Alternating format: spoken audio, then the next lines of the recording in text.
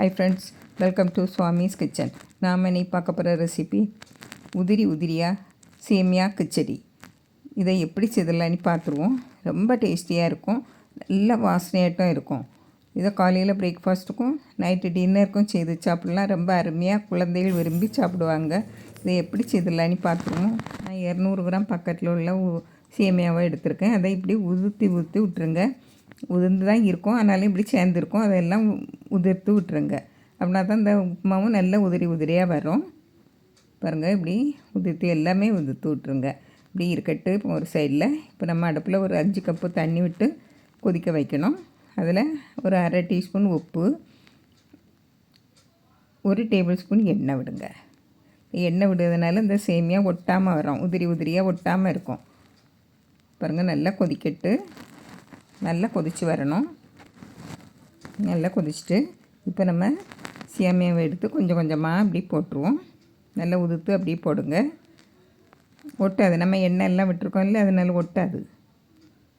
பாருங்கள், அதுலேயே நல்லா கொதிக்க தண்ணியில் தான் போடணும். போட்டு நல்லா கொதிக்கட்டு. கொதித்து நம்மளுக்கு நல்லா சேமியா வெந்து வரணும், குழஞ்சிடக்கூடாது. நல்லா நீங்கள் கையில் எடுத்து பார்த்தீங்களன்னா அப்படியே அமுங்கி வரணும், நல்லா வெந்திருக்கிறது மாதிரி தெரியணும்.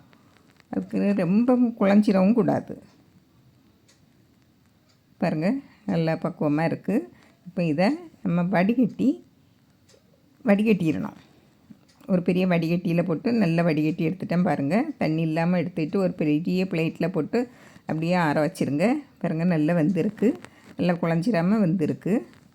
பாருங்கள், இப்போ அது ஒரு சைடில் இருந்து ஆறட்டு. இப்போ அடுப்பில் கடாயை வச்சு 1 டேபிள் ஸ்பூன் எண்ணெய் விடுங்க. எண்ணெய் விட்டு காஞ்சதும் கடுகு வெடித்ததும் கடலைப்பருப்பு, உளுந்தம்பருப்பு, 1 டேபிள் ஸ்பூன் கடலைப்பருப்பு, 1 டீஸ்பூன் உளுந்தம்பருப்பு போட்டு நல்லா பொரிய விடுங்க. இதில் கொஞ்சமாக பெருஞ்சீரகம். இந்த பெருஞ்சீரகம் வாசனை அவ்வளோவா தெரியாது, கொஞ்சமாக தான் சேர்க்கும். இது ஒரு லேசான சுவையோடு இருக்கும். அது ஒரு வேறு வாசனையோடு இருக்கும்.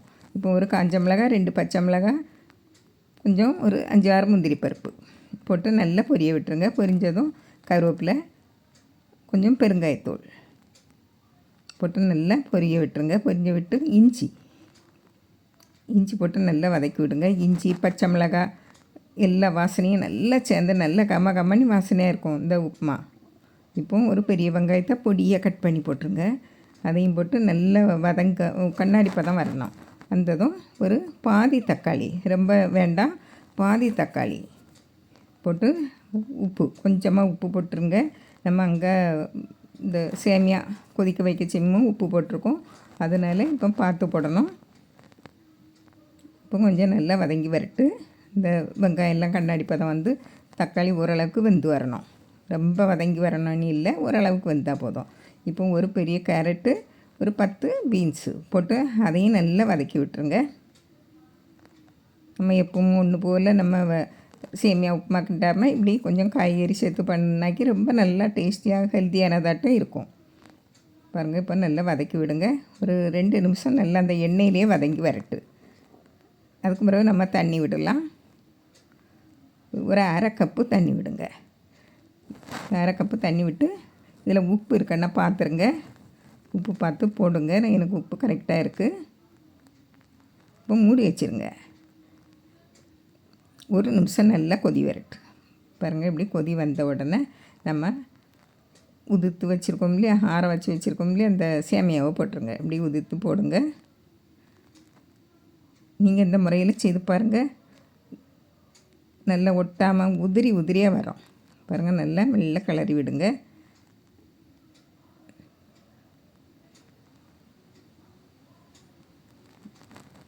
எல்லா பக்கமும் இருக்கிறதெல்லாம் எடுத்து நல்லா கிளறி விடுங்க. நல்லா உதிரியாக வரும்.